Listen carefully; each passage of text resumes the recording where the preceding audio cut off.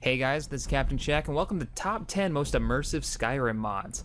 Now, originally this was going to be Top 10 Skyrim mods in general, but depending on what you're trying to do in Skyrim, whether it's graphic mods, making the game look better, or you're just trying to make an awesome thief playthrough, or maybe a mage playthrough, it's going to change what your top 10 are. So I had to specify, and I wanted to do, in this one, the top 10 mods that really make Skyrim feel like a living, breathing world. And that's what I did. So here is the top 10 most immersive Skyrim mods out right now.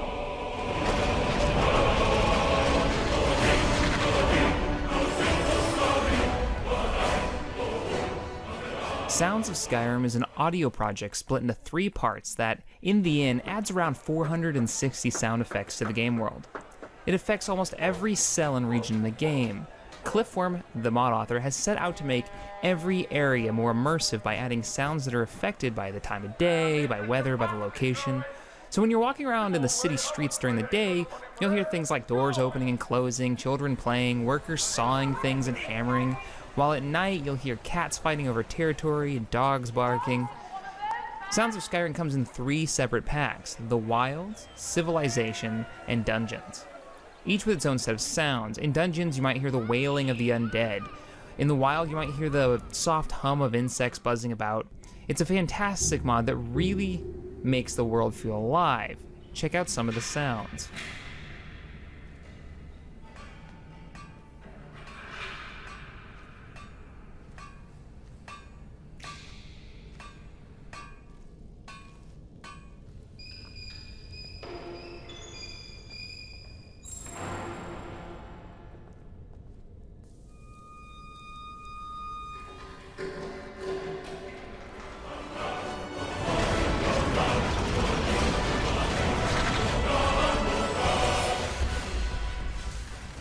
How is it that my 4-foot-tall boss mirror can carry the same amount as my 250-pound Nord warrior?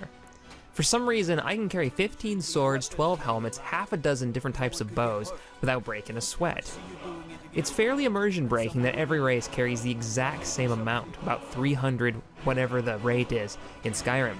So, realistic carry weight changes that, making each race unique based on how much they can carry. So Nords and Redguards, being the strong warrior type, can carry about 120 to 125, a lot more than their elven counterpart. So no more invisible backpack, no more just reaching out and pulling these giant swords out of nowhere. Now if you mix this with some of the great backpack mods that are out there, or the pouch mods, and expand what you can carry in-game in an in-game reason, not only does it make your character look cool, but it actually makes the world feel a bit more realistic, and makes you think about what you're gonna grab when you go raiding those dungeons.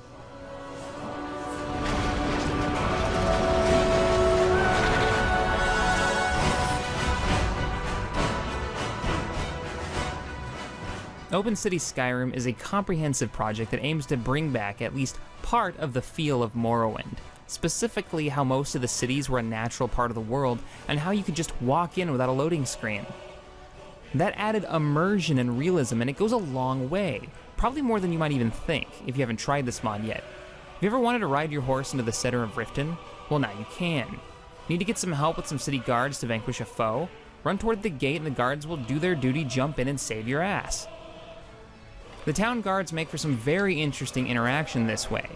This will also make running into dragon battles in your town way more interesting, as the dragon will fly over the city and actually attack the guards inside the city, and battles won't just be interrupted by loading screens.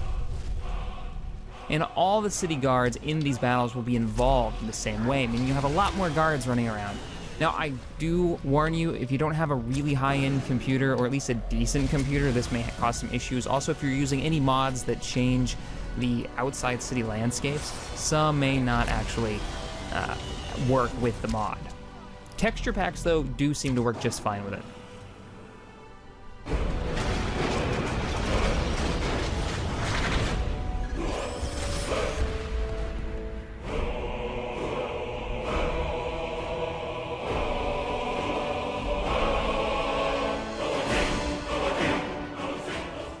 One of the biggest disappointments in Skyrim, for me at least, was the Civil War.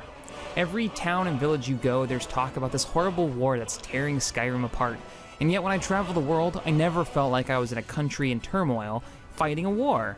actually things were fairly peaceful, and other than the random dragon encounter, this could be a vacation place. The developers of Warzone set out to fix this oversight, and boy did they ever. Warzone creates a giant just battlefields all over Tamriel. Depending on how strong your PC is, you can have some massive battles with hundreds of NPCs on the screen at one time, shooting arrows, throwing fireballs, charging into battle. They add over 7,000 NPCs to the game with over 400 dynamic battles. This mod is highly customizable and isn't limited to just the Civil War. Vampires, giants, spiders, monsters, in general can be tossed into battles with other randomly generated sides. And once the war is over, you'll find that the armies on whichever side lost will be gone and replaced with some of the monsters or creatures if you want them to be. It's all customizable, and that's why that one's our number 7.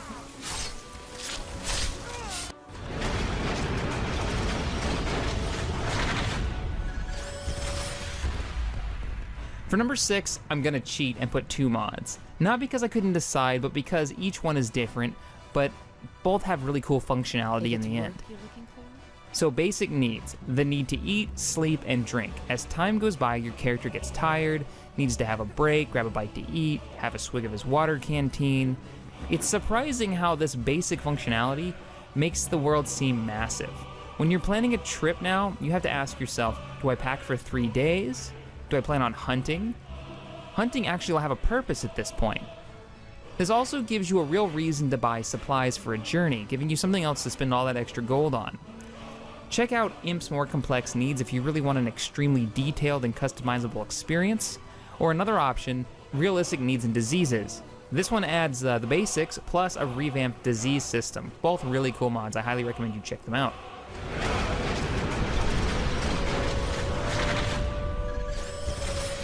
For a hunter character, this mod is a must.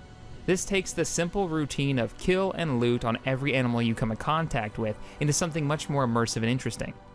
With Hunterborn, once you've tracked down that deer, fox, or wolf or whatever, you can pick up the carcass, carry it back to your camp, dress it, skin it, grab the pelts off of it, you can take material off of it for alchemy, you can even butcher the meat. Based on the animal's weight, you'll get more meat.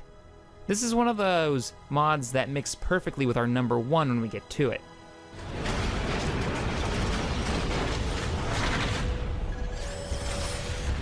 One of my favorite YouTubers put this mod out a while back, and it's probably one of the best mods for immersion-based character building yet. Pumping iron lets your character actually bulk up and build muscle as you play. It doesn't happen overnight, but gradually over time based on your character's actions. So if you spend all day swinging a sword, hammering metal, and making weapons and whatnot while blacksmithing, and then you get some rest, that work applies a small bit of it toward muscle growth. This mod is perfect for that classic hero's journey type playthrough, where you start as a character who's small, maybe fragile, doesn't have a lot of muscle, and grows into the hero that you pictured him as.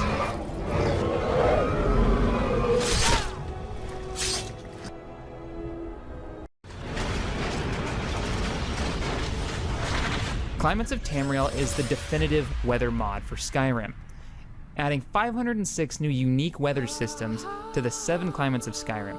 Things like intense storms, new lighting visuals, new sun glare, new thunderstorm sound effects. The feature list is massive. Not only does this change the weather, they've also gone in and added unique lighting created from scratch to give the world a more atmospheric feeling. It's completely customizable, so if you're like me and you like really dark nights, there's an option for that. You're gonna have to grab a torch though, you're not gonna be able to see anything. And then there's different levels of lighting, so if you want it darker or lighter, it's up to you. This one is a must-have for Skyrim PC players. Drive out the empire from this land that we own. With our blood and our steel, we will take back our home.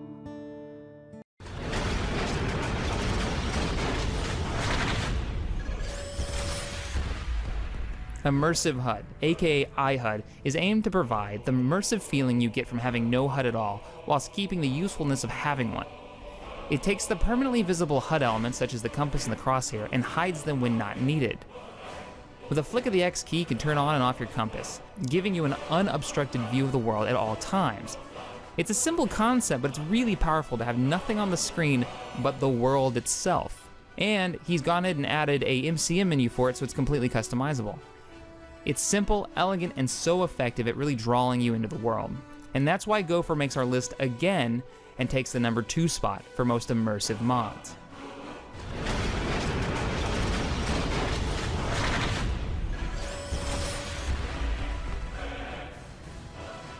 If you've already played modded Skyrim, you're probably familiar with this mod. In a nutshell, this mod actually turns the bitter cold of Skyrim into a real threat, adding 3 major components: hypothermia, cold water survival, and camping equipment, with the goal of adding to the immersion without adding to the tedium of more menus and whatnot. Frostfall uses a sophisticated system to track your location, the weather, the time of day, the clothing you're wearing, and more to determine your current condition in a seamless and immersive way.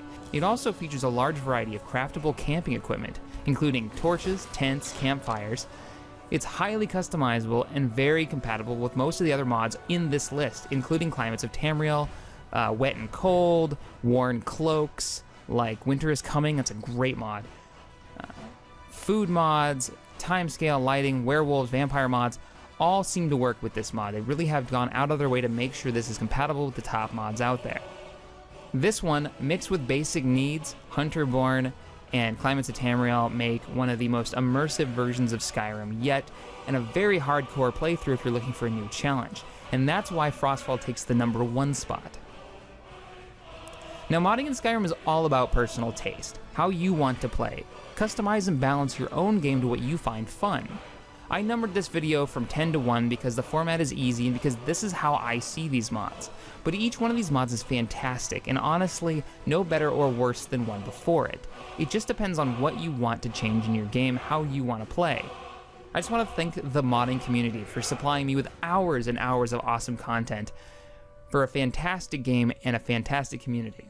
If you enjoyed this episode of TG10 and would like to see more modding-based TG10 lists, let me know in the comments below. What would you like to see in the next TG10? Would you like to see top Skyrim combat mods, the top player homes, the big game-changing mods, the world space mods?